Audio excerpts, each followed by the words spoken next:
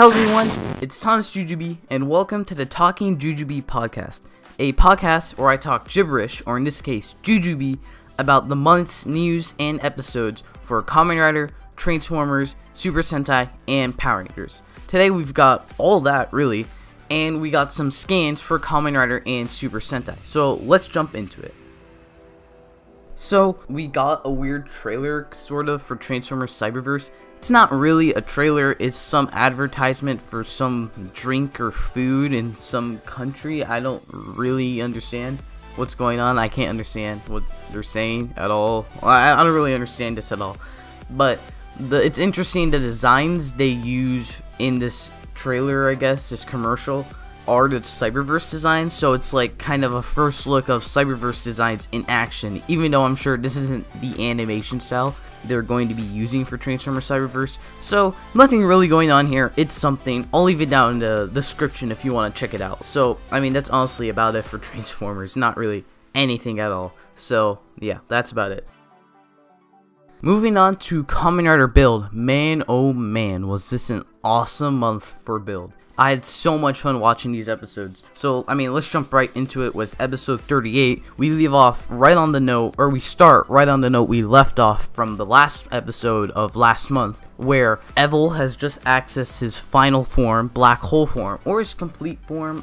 They call it his complete form, but it's kind of his final form from our perspective, whatever you want to call it. But basically, he shows up, or he's in that form, and now everyone's like, oh crap, he's in his complete form. And he basically kicks the butt of everyone, and they all have to retreat. And we have Katsuragi in Sento's mind again. So Sento is essentially dead, which is kind of dark, or gone, whatever you want to look at it. And Katsuragi is back, and basically he's like, you know, he's a lot colder than Sento. Sento's more like friendly, warm. Katsuragi's like very cold and calculating. Yeah, calculating. He's not very friendly to the others. Even Gentoku, who he kind of tells off like, you use my rider system as a tool for war, and now look what's happened. And basically then, Evil, in his black hole form, now he's in his like complete form, so he doesn't need to be a parasite anymore. He's just walking around in Suichi's body, because that's the way he likes to look. And probably because I still had that actor on contract, but we don't talk about that. So he shows up to Namba Heavy Industries and basically says to Namba, "Hi, I'm taking over." And Namba's like, "No, you're not." You know, I mean, they're not gonna give in that easily. Evol's like, yes, you are." So he says, like, "All right, you have, I think, like 24 hours or something. You have 24 hours to give in to me. Utsumi, you can be the prime minister, and you guys all work for me. I won't kill you at all, because I'm gonna be taking over this country now." And that's one thing that I'm gonna talk about in a little bit. Evil's kind of change of heart or something. It's kind of dumb, really, for me. But anyway, then later in the episode, we see that we see all the Sato forces just kind of gang up on Suichi. They're like, "Yeah, we're not gonna surrender." So Evil goes, "All right, fine," and he transforms into black hole form. Oh my gosh, that is so cool. Where he just disappears, reappears into form. That's such a cool transformation. I really love that. There are a lot of cool transformations in this month, actually. So that's just the first of many. And then we get an awesome fight with Evil. He just like wipes out all the hard guardians, I think they're called. We haven't seen those in a while. He just wipes all of them out with like no effort at all. Like he might as well have snapped and wiped out all this hard smash. And then I think it's up to the Kaiser brothers then. So they start fighting him. And then Utsumi went to the main riders, so Gentoku, Grease, all of them. He went to them and basically asked for their help earlier in the episode. And they didn't want to do it, but they had to, find a way to defeat Evil. So all of them show up except Grease, because Sato almost killed, or they like kind of ruined his way of life, I guess. So Grease is like, yeah, I'm not helping him, but everyone else goes. And just like a little note that I have that's just really, really cool, I really enjoy this, is the fact that Katsuragi shows up in the rabbit form, and like he jumps and he moves forward like 20 feet, and he's like, "Oh, I didn't mean to do that." Like, this build doesn't seem very oriented because it's Katsuragi, and A, he didn't spend a lot of time in the build suit, and B, this is a power-up Sento designed specifically for himself. So it's only Sento's the one who really knows how to use this form. Katsuragi doesn't. So he's just kind of like bouncing around like he doesn't know what he's doing. That's just a small detail, but it worked really well to show, hey, Katsuragi is in this suit now, not Sento. So that was really cool. And then Evil just like wiping the floor with all the riders. Like, you might as well have given him a mop, because he's like spending no effort. He kills the engine brother. I think his name was Rai. They never really gave these two that much focus, so you know, they didn't have to kill them off, and I would have forgotten about them anyway, let's be honest. So he kills off the engine bro, and then the Remocon bro goes into the Hell Bro state and starts like fighting Evil. Or no, he starts fighting. And then Cross shows up and goes into Cross Magma form, which is also, that was a cool transformation too. And then Evil's about to kill Ryuga. He says like, alright, your time is up, Ryuga, and he does the black hole finish, and he's about to put it on Ryuga, but then the engine bro, he's like, or the Remocon bro, wonders like, why is he fighting, fighting for us, even though we've only fought them this whole time. So just at the last second, he has a change of heart, pushes Ryuga out of the way, and he gets hit by the black hole finisher, which is like the black hole transformation in that it's awesome. Like, he disappears, and then he basically sucked into a black hole, and then explosion. And it's a really cool shot of Evil just standing in front of the explosion. And I was like, ooh, this form is just a little powerful, guys. So we end the episode off with Evil going to Namba Heavy Industries, and he just flat out kills Namba. He's like, oh, you humans are so fun. He doesn't really stab him, he like poisons him. But he kills Namba. Namba is dead now. And earlier in the episode, he basically said to Utsumi, Utsumi, if you work for me, he pulls out a second Evil driver. He says, if you work for me, I won't kill you. You can work alongside me, you know, all that stuff. Utsumi's just kind of wondering, like, where'd you get a second Evil driver, dude? And he's like, that's a secret. So, oh, I just realized where he might have gotten the second Evil driver. Yeah, I'm gonna say it now before I forget. We obviously learn later that he's working with Katsuragi, Takumi. No, not Takumi. Katsuragi Shinobu, the father of Sento, I guess. I guess it's safe to assume he made the second Evil driver, since he's had him, you know, working for him, I guess, for a long time. So that only just occurred to me. That makes a lot of sense, I guess. So yeah, my theory, the second Evil driver came from Katsuragi Shinobu, the father of Sento / Katsuragi Takumi. So anyway, Utsumi's like, alright, well, Utsumi says no to Evil's proposal at first. But then at the end of the episode where he kills Namba, Utsumi, I guess, just like snaps. Like, he realizes like, well, I have no more allegiances, I might as well go with the one guy who's offered me one. And he kind of just goes full blown crazy. Like, he starts laughing Dan Kuroda style. And then he goes into Mad Rogue state, or yeah, Kamen Rider Mad Rogue, which is a cool form, I will admit. And we have some fight scenes later that I enjoyed. I also enjoyed this transformation. It's like the sprue system for the normal build transformations, except it's kind of like chaotic. So I wonder if that means A, the Evil driver's not meant to work with full bottles, or B, it's just a state of Utsumi's mind at this point, which is kind of interesting if that's what they're doing here. So yeah, Utsumi goes into Mad Rogue, and the idea for Mad Rogue just kind of makes no sense, because he uses Bat and Engine for no reason. He just pulls out Bat Engine. It's like, why? Like, you just had those, like, these are my two favorite full bottles, I'll use these. Like, he uses Bat Engine for no real reason. And then Mad Rogue looks like Night Rogue, and there's no real reason for Mad Rogue to look like Night Rogue in the show. I have a theory about that maybe the creation of the man-made Lost full bottle Bat Engine, possibly that altered the essence of the normal engine full bottle, and because of that it results in this Mad Rogue, or the Mad Rogue form looks like Night Rogue. So maybe if Cobra didn't have, Cobra had its own normal full bottle, possibly it would look like Bloodstock. That's just the way I looked at it. There's really, I mean, the only reason the Mad Rogue looks like Night Rogue is because Toei wanted to get more use out of the suit. So darn it, Toei, your greed struck again. So that was just like the first episode this month. There's a lot in this month. So moving on, we get Mad Rogue. He gets a quick fight scene before Grease interrupts and teleports everyone out. And Ryuga, we see, is now like regaining Evolt's memories. So he remembers like he gets a quick flash in his mind about Mars being destroyed like Misora did, and then later we see him remembering like when Evolt first landed on the planet, and then he looks at a mirror and it's obviously him in his black hole form. So we actually forget about this for like the rest of this month, so I'm not sure that's gonna amount to anything really. The only reason that you're kind of like, oh my gosh, he's getting the memories back, is because Katsuragi said in Sento's body still, he said, oh, we need to kill Ryuga because he still has Banjo's, or we need to kill Ryuga because he still has Evolt's DNA because he got it back with the Great Cross Z form. He basically says we need to kill Ryuga at some point because he might turn back into Evolt, and it looks like that might happen. So I don't know about that. That again doesn't really amount to anything at all. So Katsuragi also wants to kill Evolt because he's gonna kill everyone else.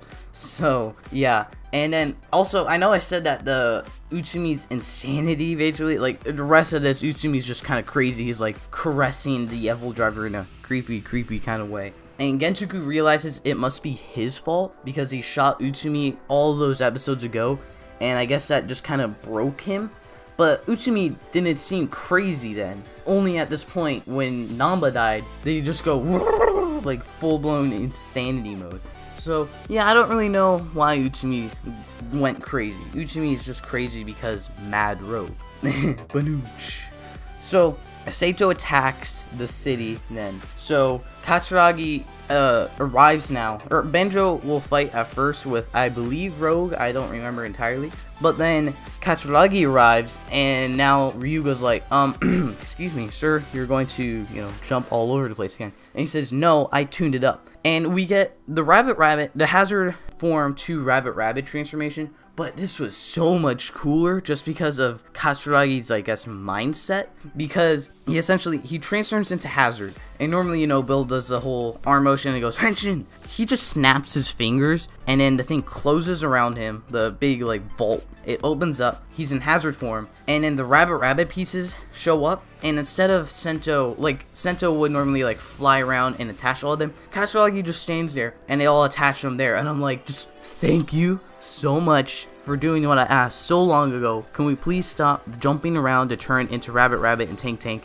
It's so dumb because the CG's not the best, and honestly it's just dumb in general. He has to do that every single time. Thank you, Katsuragi, for just standing still and letting the armor attach to you like I asked a long time ago. So he's basically fighting in the Rabbit form, and earlier in the episode he developed a new full bottle, the Genius full bottle, which we know will grant the final form for build. So basically they don't really explain how he made it or why he made it. I mean, we can assume he made it to be Evolt, but we know it uses the essences of all 60 full bottles. But doesn't Evolt have all 60 full bottles? I don't remember entirely what happened to all the full bottles. So just the fact that he just kind of makes this full bottle with all the power of all 60 full bottles, just kind of, yeah, Evolt has all the bottles, I just remembered, because he's making the lost bottles, which we'll get into in the last episode this month. So Evolt has all the bottles, so somehow Katsuragi is able to use the essences of the 60 full bottles in this bottle. Okay, but I mean, it was made from a panel of the Pandora box, so it could have been that panel was already infused with the energy of all 60 full bottles.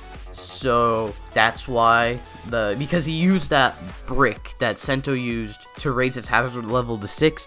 He used that brick, I believe, and then turned it into the Genius full bottle. So I guess it could stand to reason, since that panel was already infused with the 60 essences, just turning it into a usable state would work. So that's what I'm thinking. But he pulls out the Genius full bottle and he tries to use it, and it won't work because I guess because of his mindset again, just the way he is. Katsuragi's, again, he doesn't really care about anyone else. They even established that, you don't have any friends, dude.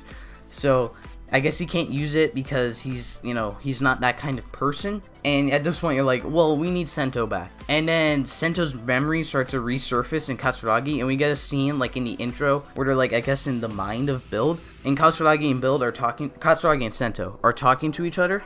And then Katsuragi just kind of says, yeah, Sento, here you go. You can take over from here on out. So then Sento resurfaces back in the body and transforms into Genius. Now, I know what I said about Genius Form the first time I saw it. It looked so dumb. It looked so stupid. And I said, it's grown a little on me, but it's still dumb and stupid. Then I said, it's grown a little on me, but it's still dumb and stupid. I actually really like this form now. I'm not gonna lie. It's really, really cool. Like, I still think the bottles, they could have done something different with the bottles all over, because from some scenes, some fight scenes, it looks a little dumb. But the basic idea, the basic look of Genius Form has honestly really, really grown on me. And I hate to say this, but yes, I actually really do like Genius Form now. So, like, I wouldn't maybe put it very high in like a top 10 list or something, like ranking all of build suits, but it definitely beats out Cross Z Charge and maybe a couple of other suits. So yeah, Genius Form has won me over. And that's, I mean, just the look of it is only half of it. The transformation sound is so cool. I love the fact that it uses the Splash and Build Driver voices. And then we get to the actual physical transformation. That is so over the top, and it works so well. Just the big platform, the big rails, all this just big stuff. Definitely, are we sure Sento didn't have some input on this bottle? Because Katsuragi made it, Sento is the only one who could use it. Are you sure Sento didn't have some input? Because that definitely seems like something he'd make. It's just so over the top, so insane, but it works so well for me. And we end the episode with the debut of Genius. The next episode begins with Genius basically kicking the crap out of Mad Rogue. And I have a bit of a problem with this. As I just said, I just gushed over how much Genius Form grew on me. And he gets like a minute-long fight scene after his debut. What? Like, you debuted his form, I'm finally like, yes, Genius Form, let's see this form in action. And he gets like a minute-long opening fight scene against Mad Rogue. Alright, sure, thank you. Like, it's a cool fight scene. He uses, I think, the one side and flip side finisher, but it's kind of underwhelming for me personally, just because I'm like, yes, finally, Genius Form. I'm finally liking this form. I'm finally looking forward to seeing it in action. And then it kind of like works for a minute. Like the insert song just kind of cuts out. I'm like, wait, that's it? And then the black hole Evolt shows up and takes Utsumi. He just takes him, yeah. And they go to their lab. So then basically they confirm the lost bottles are man-made. Evolt takes the Hokuto Smash bottles from Greece. And we confirmed the lost balls are man-made, and he just wants them for some, or no, we know why he wants them later on. He basically wants all 10 lost bottles, I believe, in their blacks, like the black bottle state, so he can put them in the black panel, and something will happen. That's as into that explanation as they get. Something happens. You're gonna have to figure out. I think I know what will happen, but that's a bit of a spoiler, so I'm not going to get into that. So basically, he wants all these bottles. And we know that they are confirmed to be like the Bat bottle, the Cobra bottle, those kinds of bottles. And he already has, I believe, at the end of this month, he already has 6 of them. So he's getting there. He's already pretty close. And then in this episode and the next episode, Gentoku's just weird. Like, I don't know what's going on here. They don't really explain this at all. He's just kind of weird. I will admit, the first time he appeared, it was just so out of nowhere. And they just used a crocodile crack sounds in the background, like he turns, looks at someone, and it goes the scream, like ah! I can't scream.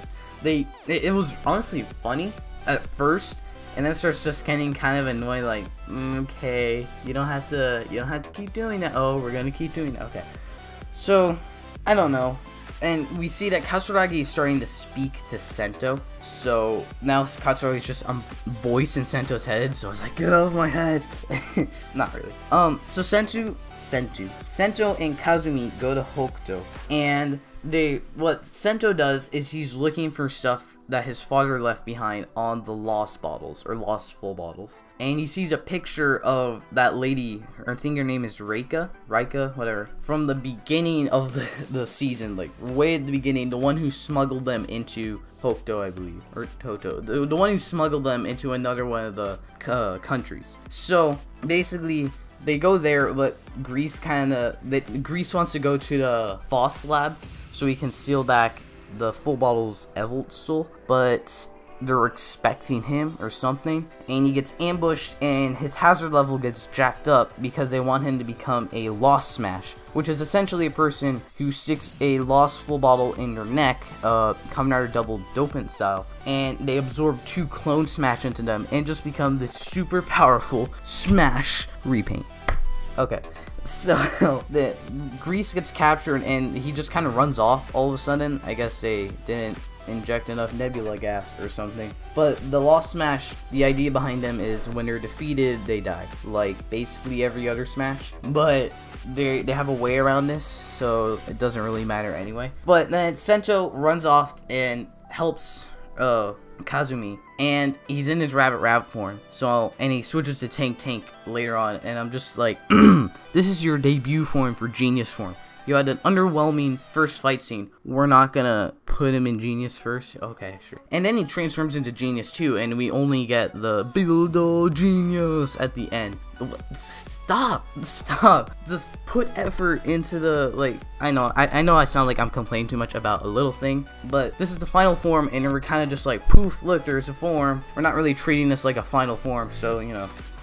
Okay. And that's not even the worst part of the episode. The worst part of this episode, and probably in all of Build, is the Dragon Splash Jelly. It creates what, in my opinion, is the worst form in all of Build. Granted, it did lead into probably the best form in all of Build. But before Kazumi and Sento leave for Hokuto, Ryuga pulls out the Dragon Splash Jelly and just throws it to Grease, like, here you go, have fun, and he leaves. And I'm like, where did you get that? Like, it was destroyed to create the Cross Magma Full Bottle, and now he just has it? Like, what? And then Grease uses it, and somehow this one gives him twin breakers, which I'm calling it twin breakers. That's what I'm calling them. It gives him these twin breakers, and like, why? If it's a Dragon Splash Jelly, and just, I just hate this so much. Where did that come from? There's no offhand line, oh, Sento rebuilt it for me for no reason. I know I didn't need it. Like, why? just give us like a short little line. Where did this come from? No, he just has it. Grease can just use it to access a power up. I use quotes because it's twin breakers, not really a power up. So yeah, and then that's not even the worst part. Maguro essentially defeats Utami and he starts disappearing. And he's like, all right, I'm gonna see you soon, my friends, to the Hokuto Smash. And then he puts in the Dragon Jelly, and then it just stops. Like, what? He comes back from the dead, essentially. So, thank you so much, Dragon Splash Jelly, for being the absolute worst thing in the show. But that's all the complaint I'm going to be doing, because at the end, we see Bill basically, I forgot to mention that the first Lost Smash is the Hokuto Crazy Lady. So, he basically, like, takes out the nebula gas from her so she can't become a Lost Smash anymore, and I saw some photos where she gets the flowers, so I guess this is her last time on the show. So goodbye, crazy Hokuto lady, even though I thought we already saw you leave. But anyway, then that's about it for her, and at the end, Evolt shows up to reclaim the full bottle she was using, which I believe was the Crow one. I don't remember. He shows up to get that bottle. So in the next and final episode of this month, we see that Sento battles Evolt in Genius form, and Evolt is like about to go into the black hole form in this cool showy fashion, and then Build is like, nope, I'm putting an end to that. So he stops his hand from putting the trigger on the driver, and he basically punches Evolt in the chest and does like the nebula gas removal thing. But what happened? Like, we learn later that Evolt got emotions from this. So I guess this whole time he never had emotions, which is interesting. It kind of explains why he was just so cold-hearted, because he didn't have a heart. But it doesn't really explain what was Sento trying to do. Like, was he trying to take out the nebula gas and gave him emotions as a result? Well, they didn't really explain what Sento was trying to do. It's kind of like in Xaid, where Emu shot the reprogramming shot at Parad, and it gave him the human gene so he could go into his final form. But, I mean, it's basically the exact same way, it's just a little different. So, I don't really know what he was trying to do, but it didn't really matter that much. I mean, it kind of did, but we can just assume he did an attack and it had a side effect. So Gentoku starts acting weird again, but it's kind of sort of explained in the intro in meta humor, where they're like, oh, what's with your costumes? Oh, I have a change of character or something. Like, somebody took over the writing department and they're making me weird. It was some meta humor like that, and this episode was some of the best meta humor I've ever seen in a show, and I haven't seen Deadpool yet, so that could be why.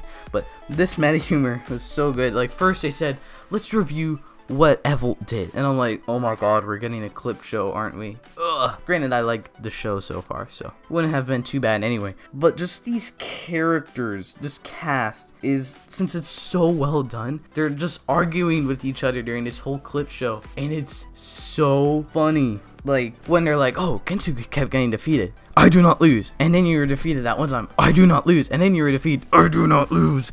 I can't remember some of the meta humor. Guys, just rewatch that clip show. That meta humor is so funny. Like, the fourth wall breaking. Like, I think there was a specific line from Sento where he's like, okay, that's enough meta humor for today. Ugh, just perfect. That's how you do a clip show, ladies and gentlemen. Only take like 5 minutes out of the episode and just have your characters narrate over the whole thing in such a funny fashion. Like, there's one scene where they Sento went. Actually, now that I think of it, Evolt's plan went exactly to plan, and he just kind of looks down at Sadness, and everyone just kind of like pats him on the back, offers him popcorn. It was just perfect. So they also point out that all the original smashes in the beginning of the series were related to Sento and Ryuga, except for one, who was the first dude, even though there was like the Haramezumi smash, the needle smash, but I guess we'll just ignore him. So basically the first strong smash, I think we addressed that he had no connection, or so we thought, until we found out he was a student of Sento's father. So then Sento goes to meet him and have a battle. And before I get to that, there was one thing that I just remembered, which is they explained the basis for best matches. Basically, they made my theory video non-canon, even though it was never canon. Basically, that kind of brings up a question, which I'll get into a second. Basically, the best matches come from Soichi's memories. Basically, Evolt asked Soichi, what are things you like? And he basically said all these things that Misora liked. And then he asked, okay, what are things that can kill those? So, a tank, a sword, there is no sword, a tank, a Gatling gun, a train, sure. And that's basically what he said, but then it got to a point where he just said things like out of nowhere, like comics, a hairdryer can kill a rider. And for some reason, Evolt went along with it. So the best matches come from Soichi trying to protect the things Misora liked by saying things that could kill them in air quotes. So, I mean, that's cool, it's kind of sweet, but now it means there should be no reason I should make a part 2 to best matches video, but I do kind of still want to make that. So hopefully there's a poll in the corner somewhere if you want to see part 2 and 3 for the best matches video, or just leave it down in the comment section if I forget to put the poll in the top. So yeah, that's about it. So then we end this episode with the fight scene between Genius and the Lost Smash. Genius build defeats the Lost Smash and he gets his bottle. And then Evolt shows up, and it's a black hole form battle versus Genius form. And he basically, like he explained earlier in the episode, now he has emotions, so now he's able to use the hazard levels. Because he had no emotion before, I guess he couldn't raise his hazard level at all. Now he can, because he has emotions. They also, I just forgot something. They say that Sento's father, or Katsuragi's father, created the build driver, and he gave it the hazard level that could be raised with emotions, because Evolt had no emotions, so Evolt could be beat by emotions. But didn't they explain earlier in the show that Katsuragi Takumi, the son, Sento, before he got his memories wiped, didn't he create the build driver? Why else would he be the one narrating all the project build stuff? All the hazard trigger stuff, all this, like, didn't he create the hazard levels, the build driver? Why would then they all of a sudden, oh, it's the father who made it? They just kind of said, oh yeah, the father made it. No, he made the Evolt driver. He didn't make the build driver. That was Katsuragi. They, like, go back to those earlier episodes. They say Katsuragi created the build driver. Now they're contradicting themselves. And that I'm mainly angry because there's a video coming out in a couple weeks relating to that, so that's why I'm mostly angry, but I talk about that in that video, so I'm not gonna give a spoiler for that video. So anyway, awesome black hole and Genius form fight, and Evolt is about to turn Sento into a Lost Smash. I was like, oh my, are we getting a hero turned evil thing going again? And then the Genius form kind of cancels it out because it's too overpowered, and then it seems like he's gonna beat black hole form, but because Evolt just gets angry, his hazard level gets raised, and he's able to beat Genius form. He gets to full bottles and then he just leaves. So now at the end of this episode, he has 6 out of the 10 full bottles. So I think he needs 4 more. He's almost there, basically. And again, they didn't really explain what all 10 of the bottles are going to do, but I have an idea what they're going to do, but I'll talk about in a second. Because then at the end, we see Katsuragi's father, Katsuragi Shinobu, is alive. So I can assume he's the one who made the Evil Driver for Utsumi, since he created the first, or he rebuilt the first Evil Driver. It probably wouldn't have been hard to build another Evil Driver like Sento built another build driver. So that's where we end the episode. A lot of interesting stuff. I know it sounded like I was being a little negative because I had a lot of nitpicks, but that's mostly just kind of show inconsistencies, like just a Dragon Splash Jelly out of nowhere. Katsuragi's father all of a sudden is the creator of the build system. But I mean, that's just little nitpicks. I really enjoyed this month of episodes. It was very cool. So now we're going to talk about magazine scans. If you don't want spoilers, you know, leave right now. If not, thank you for watching. So let's get into those spoilers. So really, most of these spoilers or scans have to do with the movie. So I'll go over those first because there's not too much we didn't already know. The first one, as you can see here, is Kamen Rider Blood. So this is, I think, our best look at the suit. And this suit looks very, very cool. I really enjoy the look of this. It looks really cool. I can't wait to see how it looks see in action in the movie. As you can see, it is actually kind of a repaint.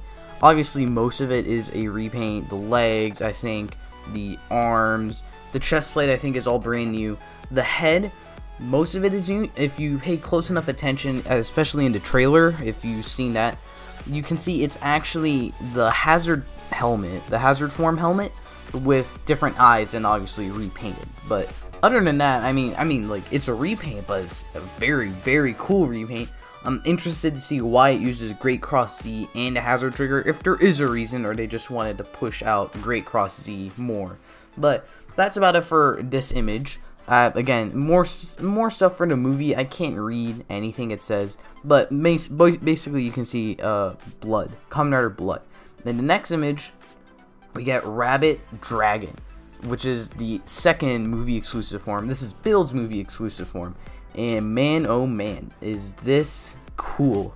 I mean, it's cool. Like I said, I'm a little mixed on it personally. I definitely like the color scheme, like the muted red, the muted blue. I like that the rabbit side uses like the gold, and dragon side uses like the silver to go with the gold rabbit, gold dragon bottles they're promoting. I like the trench coat. The helmet is really my least favorite part of it. It just looks a little too mismatched just for the, like, the rabbit dragon just seems, I mean, actually the rabbit dragon will look fine. I think it's just the dragon crest, because I have that there, it looks a little out of place and kind of throws the whole helmet off. But I really do love the look of this. I think it's going to look, again, very cool in the movie. We haven't seen any shots of it in action yet, so I can't wait for like a second trailer to drop so we can see this thing in action just a little bit before the movie, because again, this thing looks really, really cool. And I'm hoping both of these forms are in the same Soto set, so I can order that Soto set, and it'll probably be my last Soto set. So again, this is really cool form, and Blood is also very cool. So that's it for the movie scans. Moving on, we see stuff for the show. So Misora is going to get possessed or something. She's going to become the CD Smash. So she's going to become the last, or I assume the last, of the Lost Smash. And it makes me wonder how she's like possessed, or why she's becoming a Lost Smash. She definitely, in the top right corner, you can definitely see she looks a little like, again, possessed, like she's not in her right mind. So I definitely think like Evil is controlling her.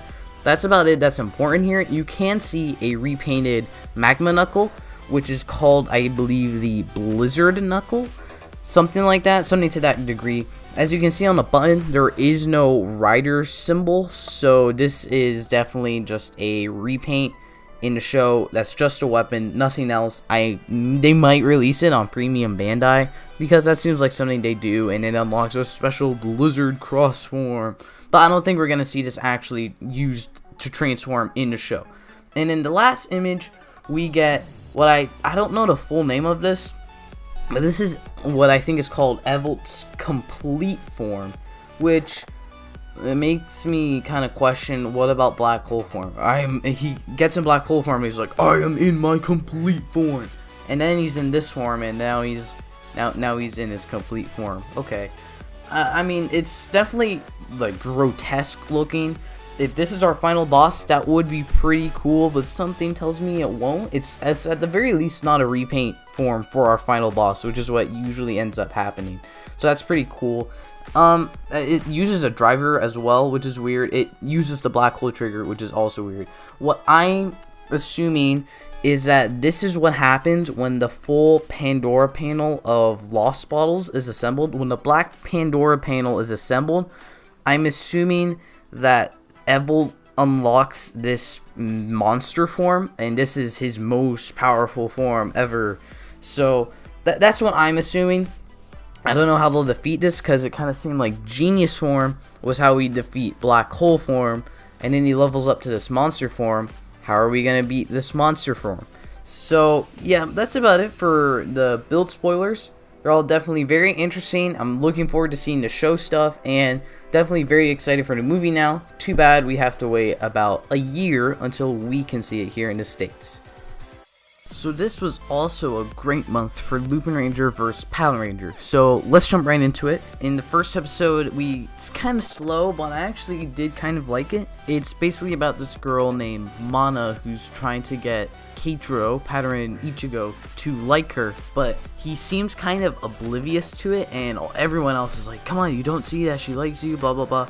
But I think he does know, because then at the end he says, I can't follow two things at once, being a police and the girl. So I think he did know she liked him, and I think he liked her back, but because he liked being a police officer better, or he kind of thought that was more important, that's why he didn't really do anything to make a move. Because then Mana also takes, or basically in the beginning, Mana gives Keiichiro like a bag of flowers, a record label, or no, she gets a record label from Keiichiro, which is why I'm kind of thinking like, does he like her as well? So, but she was sad because Keiichiro didn't really seem to show any emotion, because as she explains to Umiga, that next day she was leaving for Austria for school. So this was her last chance to impress Keiichiro and tell him how she felt, but it didn't really work out. So yeah, but Umiga wouldn't let this slide.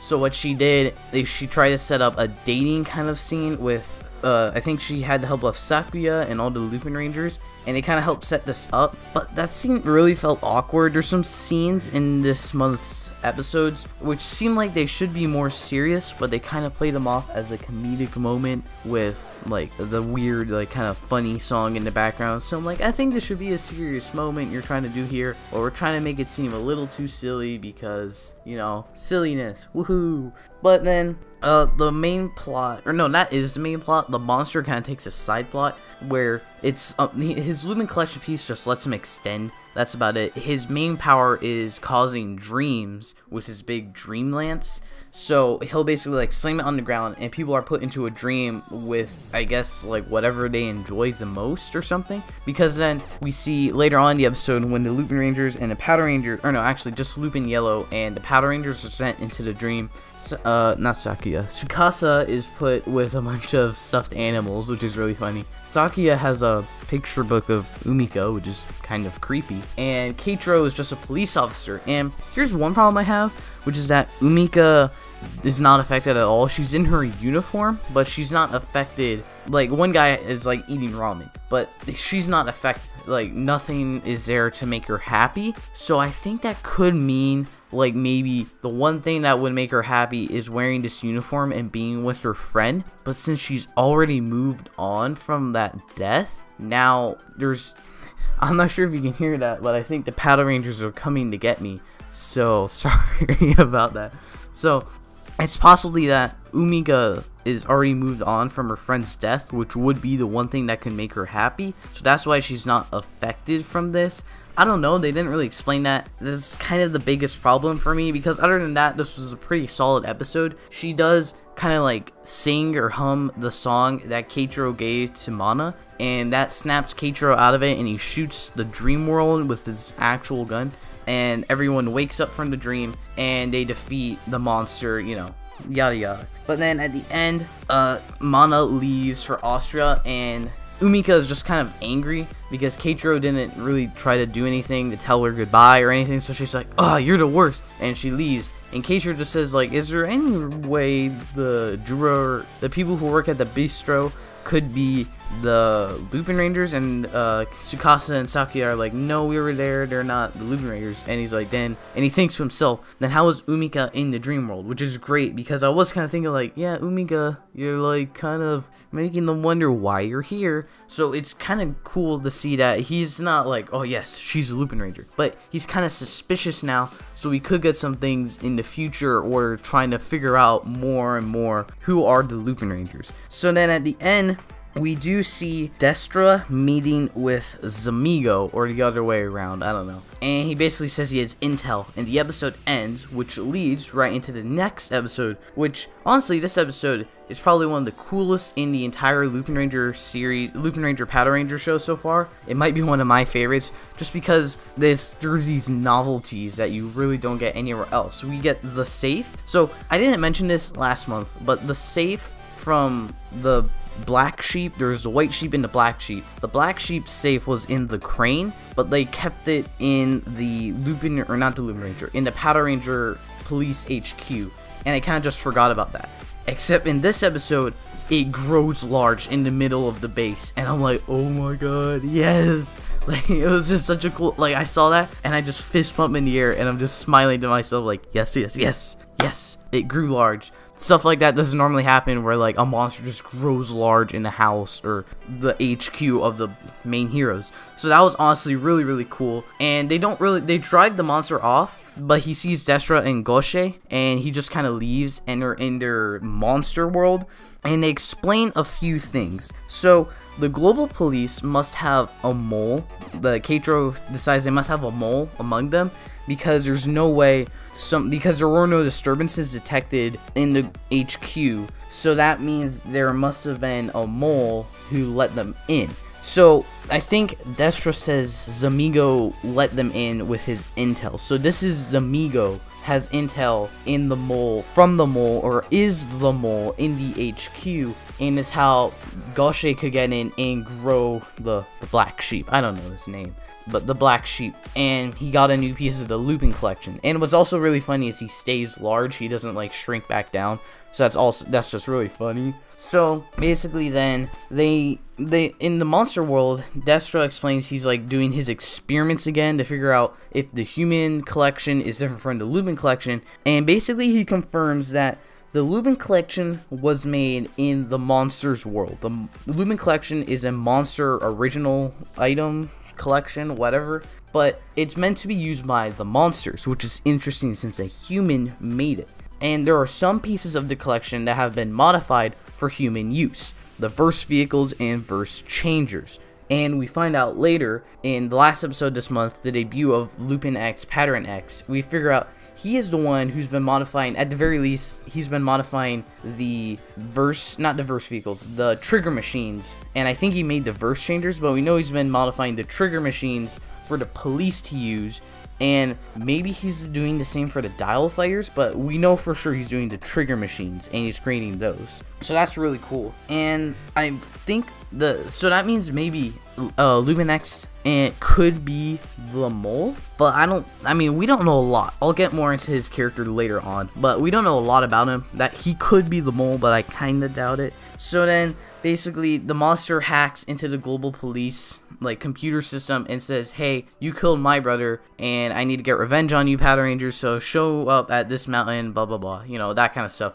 And it's also just kind of one thing that's funny, the white sheep of this trio wanted to defeat the Powder Rangers because he thought they killed his brother, and now this brother wants to kill the Power Rangers because they killed the other brother, right? I'm kind of expecting this to be a running joke now. Like, maybe in a month again, the white sheep's gonna come back. You killed my brother a second time, so I need to kill you again. Like, this just over-ending joke, or never-ending joke with the sheeps coming back and back and back again. But I hope they don't do that, because that would honestly be kind of dumb. Just this one time is honestly pretty funny. So, the Lupin Rangers have Good Striker. Yeah, this was a Good Striker episode, which is kind of weird.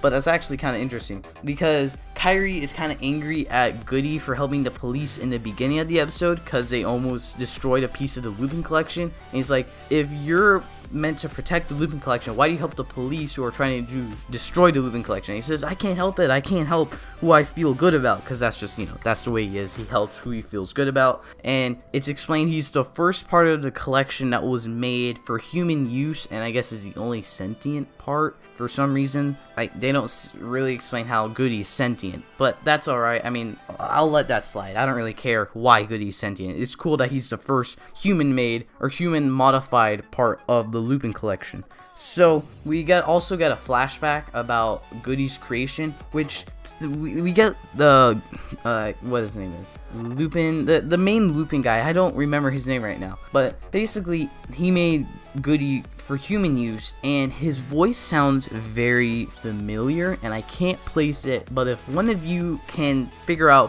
where we've heard his voice before, maybe it's in another toku, they just use the same actors, but I swear I've heard this voice before, so please let me know where this voice actor is, or who this actor is, because I don't really remember, but I know I've heard that somewhere before. So that's about it for that little scene. Then the Lupin Rangers show up to fight the monster and get the Lupin collection piece in the giant monster, which is honestly, that's a little bit of a crazy thing to think about. But the Power Rangers show up, steal Goody, and they're going to go into Pat Striker, not Pat Striker, Pat Kaiser. So basically, Good Striker forms the giant body, the arms connect, and the Trigger Machine 1 is about to connect. And then Kairi is like, no, that's not happening. He gets into his red dial fighter, and at the last second, pushes away Trigger Machine 1 and attaches for, I think, Lupin Kaiser, some Japanese word. I don't know the word, but it's basically this mixed-matched Lupin Kaiser formation with the red dial fighter as the body and the other Trigger Machines as the arms. And they're in the cockpit, and they look at each other, and they just start fighting each other in the cockpit in this mix and matched Megazord. And oh my god, that is so cool. This is why I think this is one of my favorite episodes in the whole series. That's just such a novelty. The fact we have two different teams, but they use the same gear. They can just switch, and they're in the same cockpit, and they're like, what? And they start fighting each other in this cockpit. So they're like trying to work with each other to pilot the Megazord, but they're still like just fighting each other, and it's just so funny, and it's so cool. And that's probably one of my favorite parts in this whole month, and probably the whole season. That was just so cool. So meanwhile, Umika and Toma are on the ground fighting Pattern and Ichigo, but then they get into their dial fighters and open the giant, Kairi uses Trigger Machine blade. Yeah, Trigger Machine blade. Opens the safe. Umika and Toma get inside the safe, since, they're tiny compared to the monster. And what's funny is the Lupin collection piece is also tiny. It doesn't grow. So I don't know if that'll come into use sometime. But that was a funny moment. So they take that piece, and then they leave. Or they get out of the monster, and Kairi kicks out the Trigger Machines, and they form a full-on Lupin Kaiser, and then they beat the monster. And then Goody flies off into the sunset. At the end of the episode, the Lupins are like alright with what he does. They're like, alright, we can't really tell him what to do, since again, he is his own free agent of sorts. So the next episode is a Sakuya focused episode, and I liked it. It didn't seem like the greatest, but I think it was a decent episode. It's like a string of bad coincidences, because in the beginning, Sakuya saves someone who's very obviously a gangler. Like right at the beginning, I was like, that man is a gangler. So he saves this girl who the gangler's like messing with, and then he goes to lunch with this higher up member of the global police who's like angry that the Lupin Rangers have more good press than the Paddle Rangers, because the Paddle Rangers are technically on the side of the law. So they go to lunch at the Juror Cafe, and this monster walks by and happens to see Sakuya walk in. I was like, oh, now's my chance to get quote unquote revenge. He just kind of stopped you from doing absolutely nothing, dude, but no need to get too worked about it. He basically thinks, oh, now's my chance to get revenge. So he turns into his Gangler form and goes inside, and we see, presume he goes inside. And then we see Sakuya kind of get up, and he starts he dips his food on top of the higher up dude. I forgot what his name is. But this dude's angry, and Sakuya's punching everyone. He's acting out of control, essentially. And the higher up wants him to be fired. He's not fired, he's just put on probation, I guess, for 2 weeks. He can't turn into a Paddle Ranger, and if he leaves his house, he's fired for sure. So then this monster starts attacking, or no, not yet. Goody comes into the Lupin Ranger Cafe and says he has the scent of a Gangler. I don't know what Ganglers smell like. It probably smells disgusting, but he has one scent and he doesn't throw up from it. So anyways, he says there's a Gangler scent, and the Lupin Rangers think he's the one who maybe was behind Sakuya's, whole shenanigans earlier. But obviously they can't say anything because then they'll be exposed as Lupin Rangers, kind of, sort of. So anyway, they're not going to say anything, but they go to Sakuya and ask, what happened? He says, I don't know, I was, being controlled, or my hands were moving. And there are also, instances they found out earlier where there's, pieces of cars just being sliced up in, broad daylight. Nothing's happened, but they say there's a gust of wind beforehand. So basically they think it's a natural phenomenon until it slices up the car, and the Paddle Ranger's car when they're on I don't know, scouting or something, and then it slices up whole gymnasium, and then the slices start attacking the Paddle Rangers. So then they're like, okay, well, this is definitely not a natural phenomenon. Sakuya realizes it's probably a Gangler who can turn invisible, and when he tries calling the Paddle Rangers to let them know, the dude in charge basically kind of gets angry and says, what are you doing? If you don't stop, I'm gonna fire you. But of course, Sakuya knows he can't just stand by. He has to go and help. And Hilltop shows up and he gives him the Paddle Ranger equipment because he knows, you're gonna do the right thing. So Sakuya goes, helps out. He explains, or when he sees this Gangler can turn invisible because of the light from the Lupin Collection safe, he basically shoots him, and now he's exposed the Gangler, and he explains this Gangler was the one who is controlling him. The Gangler could only turn invisible, so he was basically moving his hands. So it seems kind of weird that Sakuya was able to grab the plate then, but okay, it's fine. The monster was controlling him. He's not really guilty for what he did. And then they defeat the monster after the Lupin Rangers get the Lupin Collection. They're like, alright, police, you can do what you do. They leave, and they destroy we get the debut of Paddle Kaiser Strong Biker Strong, whatever that name is. But we get that, and then they defeat the monster, and at the end of the episode, we get the higher up. He comes back, and he doesn't fire Sakuya or Hilltop, because then now the Paddle Rangers have good press. They're on the headlines, they're like, look, Paddle Rangers defeat monsters. So he's like, good job, guys, I always knew you could do it. And we're like, no, you didn't. So that's about it for this episode. Next episode, overall, is my favorite episode of this month. It was really, really cool, and it's very interesting because, as I'm sure you know, we get the debut of Lupin X and Pattern X. So the beginning of the episode, we get Lupin X, basically he's leaving Paris to go to Japan. That's all that happens before the intro. Then after the intro, we see Lupin X stop a money deal between a Gangler and a guy who's giving the Gangler money because the Gangler kidnapped his daughter. Lupin X shows up and puts an end to that by attacking the monster, and he drops some new names for these kinds of monsters. One, he calls this monster a status double, or a status double, but status. He calls this monster a status double, which means it has 2 safes to hold the Lupin Collection, which is interesting. I think this means we're gonna maybe start seeing more powerful Ganglers with more safes, more Lupin Collection pieces, so that's pretty cool. And later when he sees Goshe, he calls her a status gold. So I assume this means people like Destra, who have 2 gold safes, or Zamigo, also 2 gold safes, would probably be called status gold doubles, or double golds, something like that. But it's cool we have names to put to these double safed ganglers and gold safed ganglers. Status gold, status double. And basically Lupin X stops this deal for money. He shows off, how cool his suit is. And then he saves the girl and he takes a picture with her. And that kind of seems like the person he'd be. He seems very flashy out there. He is gold and silver, so that does kind of make sense. And then when Kairi is walking down the street the next day, and Keiichiro's like, "Oh, another phantom thief." Kairi's like, "We have another phantom thief?" He goes to the newspaper and he sees there's a Lupin X now afoot in the city. And obviously he didn't hear about this. No one told him about this. So now he's like, okay, now we have another member or something. And then he's like, "Who is this Lupin X?" And Noel, that's the name of the ranger. Noel's just over there and he's like, "What's up, dude? I'm Lupin X." And I'm like, we're doing this. Like he's not trying to protect his identity at all. He's like, "Hey, dude, I'm Lupin X." And he's proclaiming it very loud. He's like, "I am Lupin X, everyone." And he steals a bunch of phones and it gives them back to show, "Look, I'm a pickpocketer. That means I'm a phantom thief, right?" Yes. But then Keiichiro immediately shows up and handcuffs him and is like, "You're coming with me, Lupin Ranger."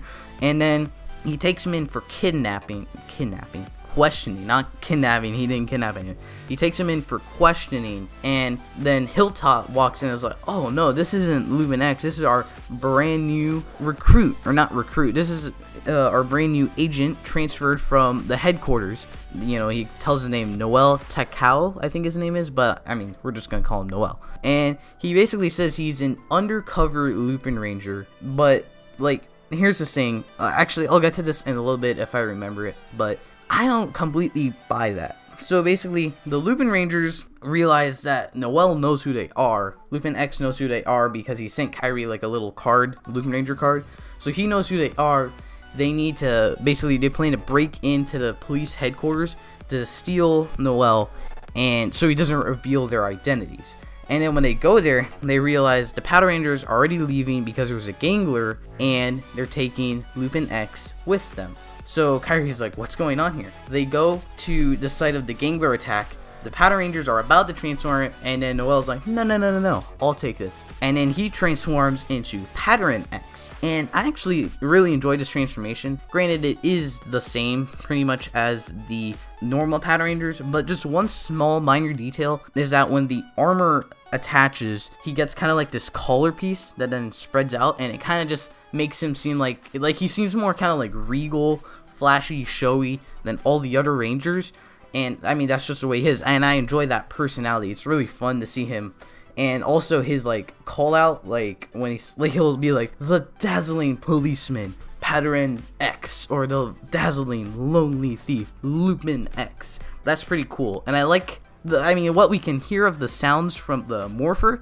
I enjoy those sounds. Those sounds are pretty cool. I can't wait to hear the full ripped versions when the toy comes out. So now Kairi's confused. He's like, "Wait, I thought he was a Lupin Ranger. Now he's a Paddle Ranger. What's going on here?" And then they morph, they go down to fight the gangler. It's a crazy fight going on. And then when Kairi asks, "I thought you were a Lupin Ranger," he goes, "Well, I am, see?" And he just flat out turns into Lupin X. So then the Powder Rangers are like, "Wait, he's a Lupin X too?" The monster's like, "Oh, there's a Lupin X I've been looking for." They start fighting, and he says to Kairi that their identities are safe, so he's not gonna blindside them. So I guess I'll talk about this now. According to the Powder Rangers, Lupin X is a transfer from the headquarters that is an undercover Lupin Ranger to, he's trying to infiltrate the Lupin Rangers ranks in order to, who knows what, I don't know, capture them, I guess, from their point of view. And he's taking the Lupin collection to study it because he's the one who's been transforming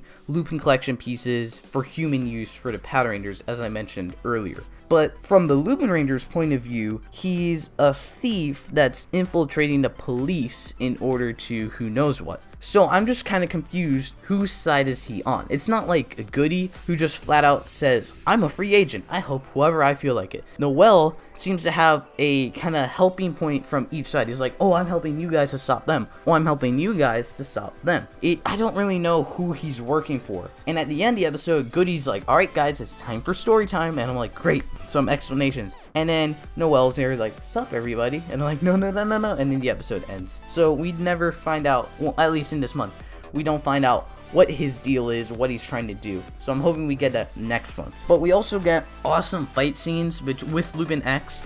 I mean, he's just a really cool suit. Lupin X I like more than Pattern X. Pattern X I think would work for me. It's just the cloth doesn't really, it seems too conforming, and it doesn't work really with the Pattern Ranger aesthetic and whatnot. I think it would work more with the Lupin Ranger aesthetic, but I do enjoy both of these suits. I do enjoy seeing them in action. They're both really cool, and Lupin X is used a little more, so that's awesome too, since I like that suit better.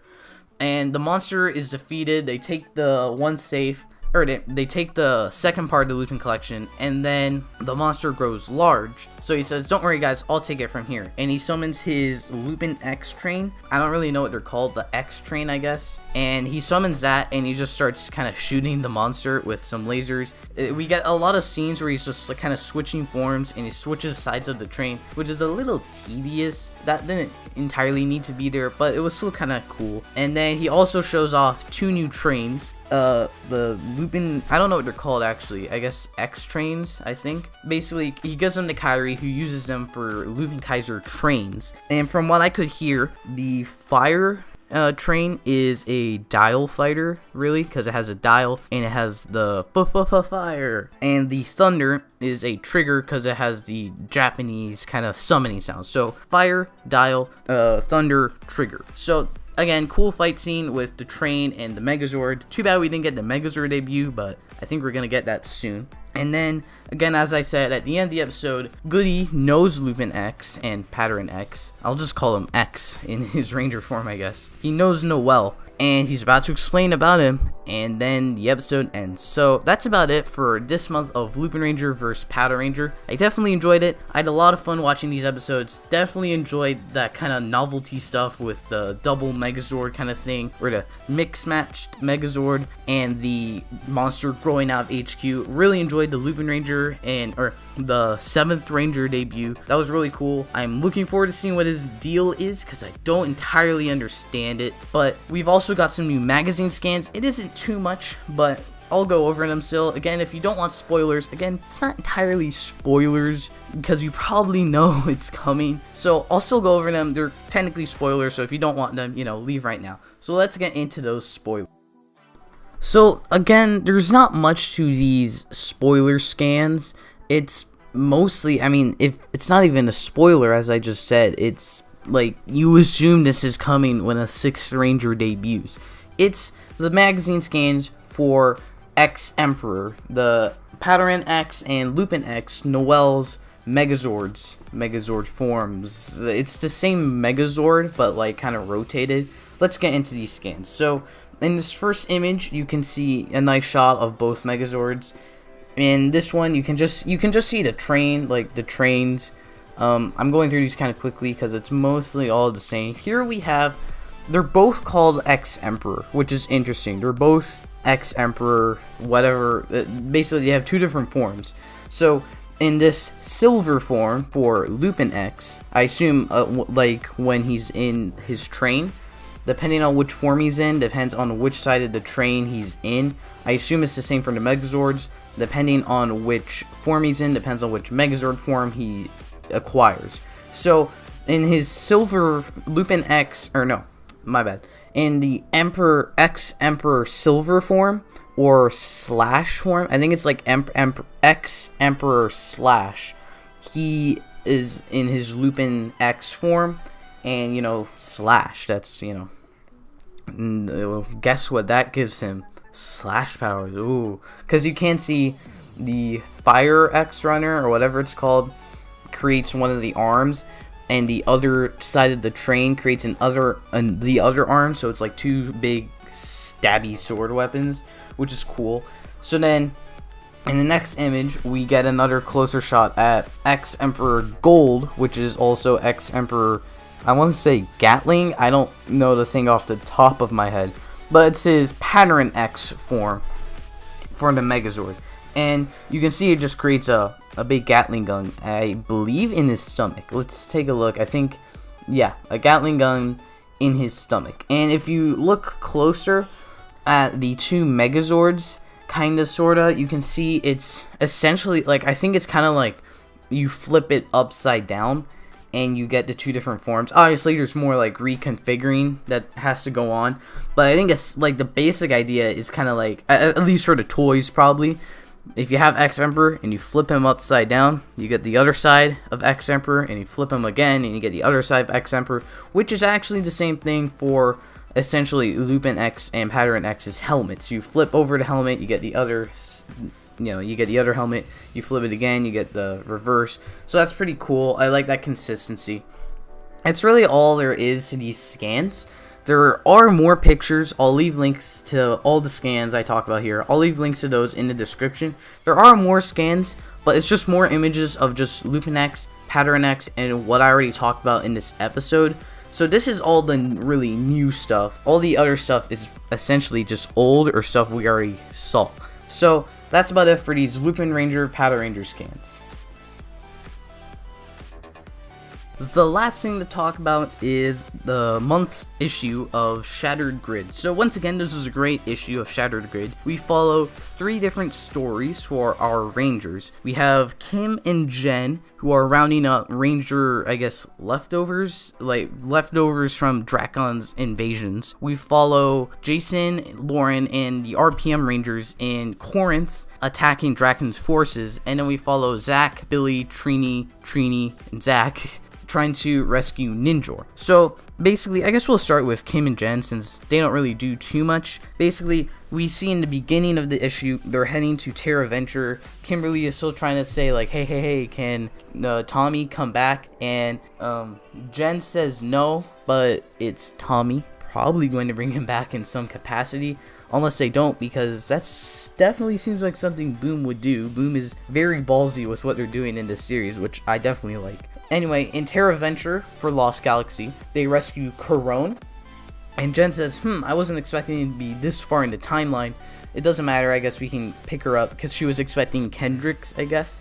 And what's really cool, I want to point this out now, is the fact that they're picking up Rangers from different points in their own series. It's not like one set, alright, we're picking them all up in the middle of the series. They're picking them up, or we're seeing them at least, in different series. For example, Corinth, we're seeing probably in the middle of the series, because Corinth's dome is still up, the world is still, kind of destroyed just a little bit. And for like Ninja Steel, again, it's in the middle of the series, but it's after Galvanax was destroyed, so Super Ninja Steel, which is not a good thing.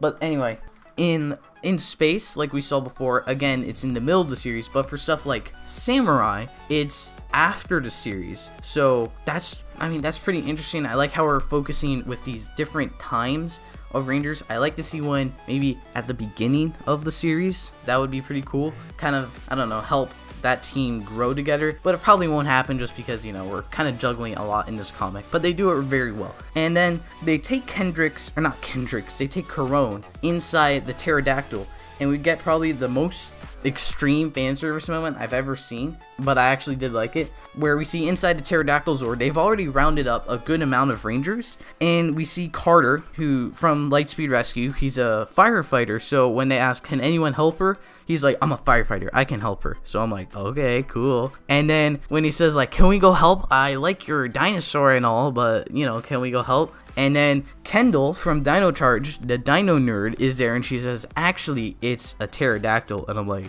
okay. And then we get Noah from Megaforce, Super Megaforce, who again is a Power Rangers nerd, who then says it's one of the strongest in the the Mighty Morphin Dinozords, whatever. And I'm like, okay, so like just in these few lines of dialogue, they've captured the personality of these characters, so that's really, really cool. And I think they're the only characters who actually have dialogue, except for RJ, who's in this, which is also cool. So in the RPM world, then we see the RPM Rangers, and Jason and Lauren fighting off Dracon's forces, and we do see kind of the A Squad Rangers. We don't see Korag at all. We see him like once in this panel that I think I have up on the screen now, and that's all Korag amounts to. And then the Psycho Rangers also get only like one panel, so it's sad they kind of hype them up and they don't really do anything at all. They're just more kind of cannon fodder. But actually, not even cannon fodder, because again, we don't see them again for this issue. So that's a little sad. But we see Draken show off his major power set he has now. Like, I think if he only attains Zeo, that's a little extreme for just attaining Zeo. I feel like he attained like maybe the samurai power, or no, he already had samurai. I feel like he maybe got a little extra power boost from this, because I mean, just Zeo from this, that's crazy. Just imagine how much more powerful he can get with more morphers. We also see him take Summer's RPM morpher, and he says, I don't think I have one of you yet. So he has RPM now, so he'll RPM upgrade. I want to see Draken with tires on his arms and legs. That will be very scary, wouldn't it? So then, basically, this storyline ends when we see Jen and Kim. They drop their reinforcement rangers from the sky, basically. So it's a lot of rangers, and in about 10 seconds, I think, in like this time period, I guess. In about 10 seconds, they all get obliterated from, or not obliterated, their powers get obliterated from the dragon cannons. But I like how they're all just kind of like, oh, whatever, and we're still gonna fight you. So, I mean, that's pretty cool. But then they realize that they have to get Dr. K out of there. That's what they're trying to do. They're trying to get Dr. K out so they can fix other ranger morphers, but they don't. The RPM rangers don't want to get Dr. K out of there because, again, that's like their world. They need to protect Corinth, but because remember, they can't teleport out of there with the Corinth dome. But then Dr. K realizes like she can't really save anyone else if they're stuck here. So she tells Jason, tear down the Corinth dome. And then he tears it down, and all the good rangers, everyone there gets teleported out, and I can assume they got teleported back to the command center, which means the command center is now going to be very packed, because we have at least like 3 teams worth of rangers there now. We have like Mighty Morphin, all of RPM. I say at least the hodgepodge team of rangers makes 2.5 teams. So yeah, like about 5, I guess. So, yep, that's a little cramped. Actually, we don't know how big the command center is, don't we? So, we get to the other story, which is less interesting, in my opinion, which is Zack, Trini, Billy, and Skull breaking into Draken's lair to rescue Ninjor. So, they get in there, but then they pull off Ninjor's like mind control crown thing of sorts, and again, they get him out of there, or they get him unmind controlled, but then they got spotted by Finster 5 and the other members of Draken's army, and they start, ganging up on them. So only our world Zack and Ninjor escape. We don't know what happened to the other Zack and the other Skull. They kind of act like they're dead, so I guess it's safe to assume they're dead until we're told otherwise. I guess they're dead, which is sad. But then when they say, don't worry, we won't let Ninjor, or Billy says to Otherworld Trini, don't worry, we won't let them kill any more rangers. And then Ninjor's like, you think that's what they're doing? Or he's doing? No. He's doing something much worse. He's trying to get inside the Morphin grid. And then we see a shot of Draken in the RPM world standing over, I guess, so he assumes a victory. He looks like he's victorious, honestly, with the Corinth dome destroyed.